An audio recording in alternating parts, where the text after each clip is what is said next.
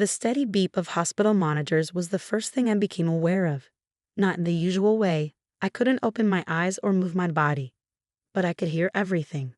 The rhythmic sound of my own heartbeat translated into electronic pulses, the squeak of nurses' shoes on linoleum floors, and most devastatingly, the conversations happening around me. My name is Emma Mitchell, and according to my husband James, I was dead. It's time to let her go, I heard him say, his voice carrying that practiced grief I come to recognize during our 10 years of marriage. The doctors say there's no hope. The doctors had said no such thing. In fact, just that morning, Dr. Peterson had noted improvements in my brain activity. I knew because I'd heard her clearly. The signs are promising. We just need to be patient. But James wasn't interested in patience, or hope, or the truth. I had been in a coma for 6 weeks following a car accident, the same accident that James had walked away from without a scratch. The accident that occurred right after I'd told him I wanted to look at our joint accounts, that something wasn't adding up. Your sister would want you to move on. Sarah's voice drifted in. Sarah, my best friend since college, the one person I trusted more than anyone. Her tone was soft, comforting, the same tone she used when she was lying. Emma wouldn't want you to suffer like this. I wanted to scream. I wanted to thrash and grab them both by the throats and demand to know what game they were playing. But I could only lie there, listening as they planned my funeral. A funeral for a woman who was very much alive. The next few weeks were a blur of conversations and revelations, each more horrifying than the last.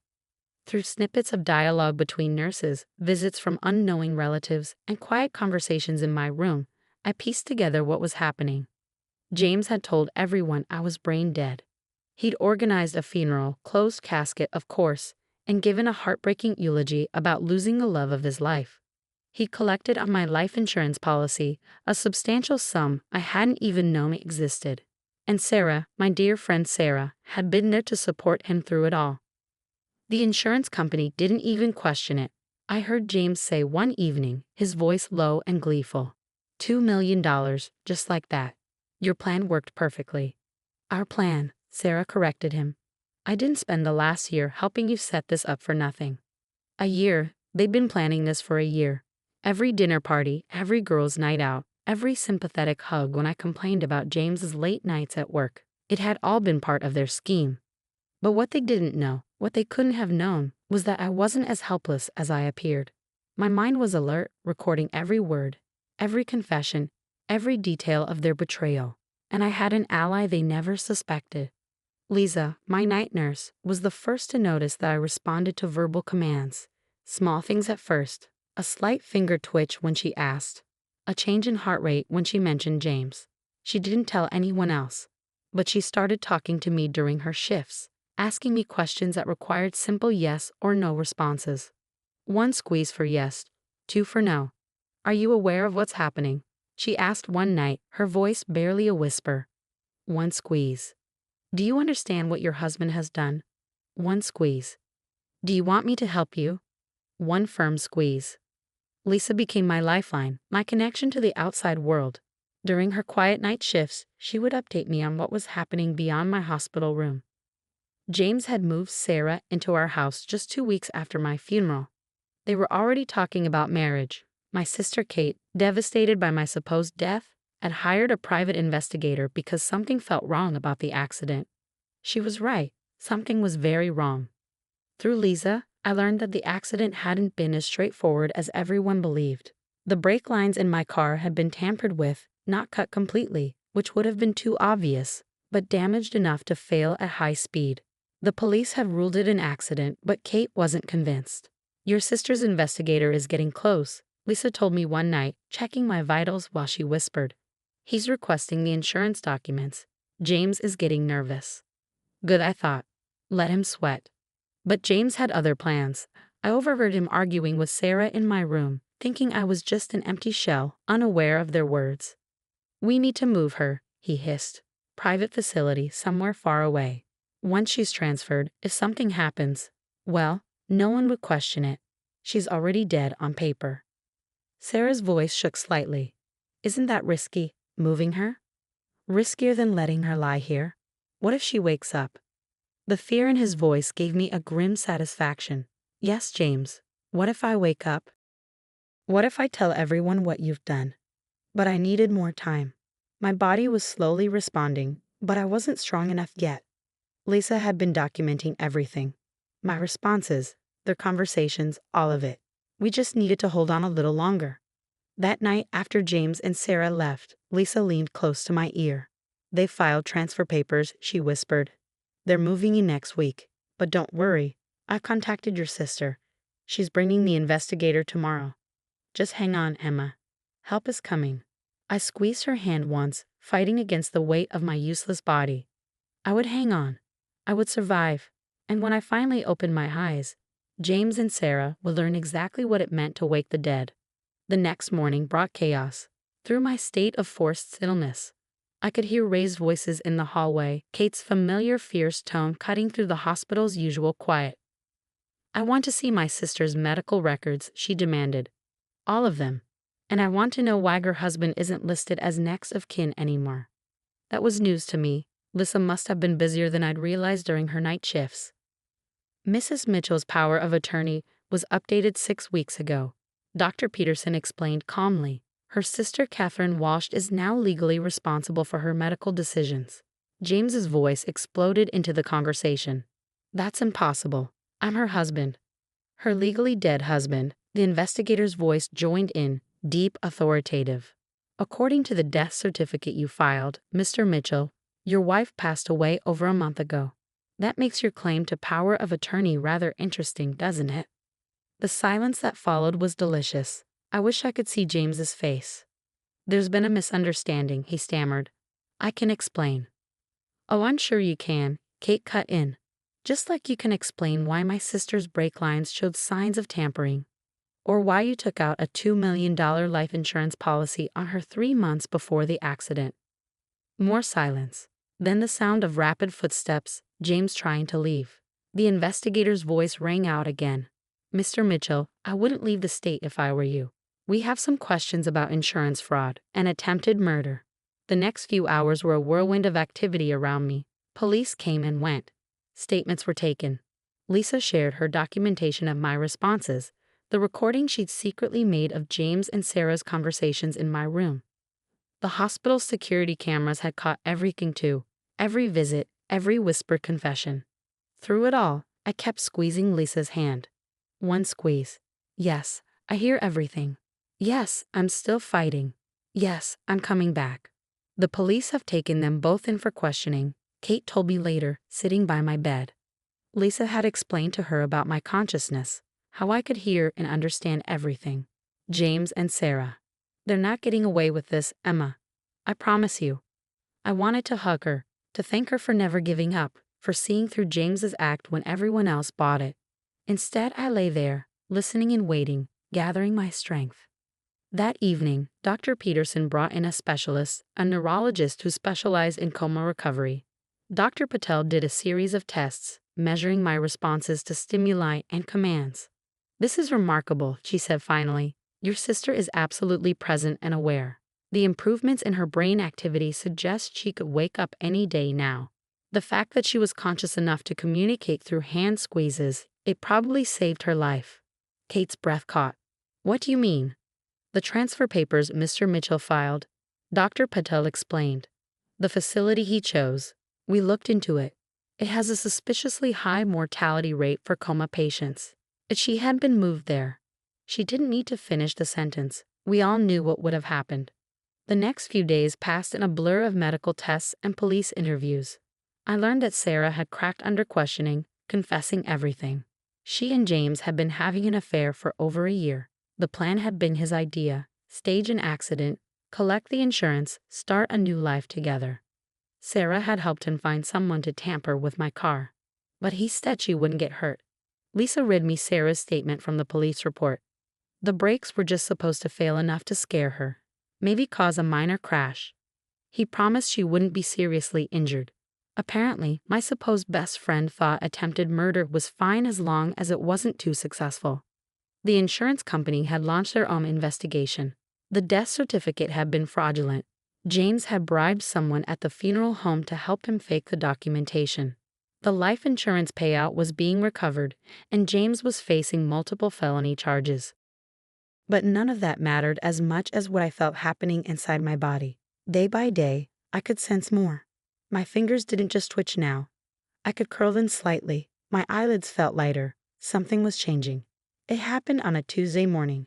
Kate was reading to me some trashy romance novel she knew I'd hate. When I felt it, a surge of strength, like a wave breaking through a dam. My eyes opened. Kate dropped the book. Emma. The room exploded into activity. Doctors rushed in, nurses called out stats. Through it all, I kept my eyes fixed on my sister's face, watching tears stream down her cheeks. Finally, after what felt like hours of tests and checks, they removed the breathing tube. My throat was raw, my voice barely a whisper, but I managed 3 words. I heard everything. Kate gripped my hand tight. "We know, sweetie. We know." "Where are they?" I asked. "James and Sarah. In jail, waiting for trial. They're not getting out anytime soon." I nodded slightly, conserving my strength. "Good, because I have a lot to say at their sentencing." Kate laughed through her tears. "That's my sister. 3 months in a coma and you come out swinging." But we both knew this was just the beginning. I had survived, yes. I had heard their plans and their confessions, gathered evidence even while trapped in my own body. But now came the hard part: recovery, rehabilitation, and making sure James and Sarah paid for every moment they thought I was helpless. They had tried to bury me, not realizing I was a seed. And now I was growing back stronger than ever. The next 6 months were the hardest of my life. Physical therapy was brutal. Learning to walk again, strengthening muscles that had atrophied during my coma. But I attacked each session with fierce determination, fueled by the memory of James and Sarah thinking I was as good as dead. Kate moved in with me after I was discharged, transforming my home back into something that felt like mine. She'd thrown out everything Sarah had brought in during her brief stay, repainted the walls, and rearranged the furniture. It helped, but sometimes at night, I'd still hear echoes of their conversations, their plans for my death playing on repeat in my mind. The preliminary hearing is next week, Detective Martinez told me during one of her regular visits. She'd been handling my case since the arrest, piecing together the conspiracy that had nearly killed me. "Are you sure you're ready to testify?" I met her gaze steadily. "I've been ready since the first day I heard them plotting in my hospital room." The courthouse was packed the day of the hearing. News of my resurrection had made national headlines. The coma patient who heard her husband plan her murder, who gathered evidence while trapped in her own body. Reporters lined the steps, cameras flashing as Kate helped me walk in. I hadn't seen James or Sarah since that day in the hospital when they discussed moving me somewhere to finish the job. Now, as I entered the courtroom, I saw them both at the defense table.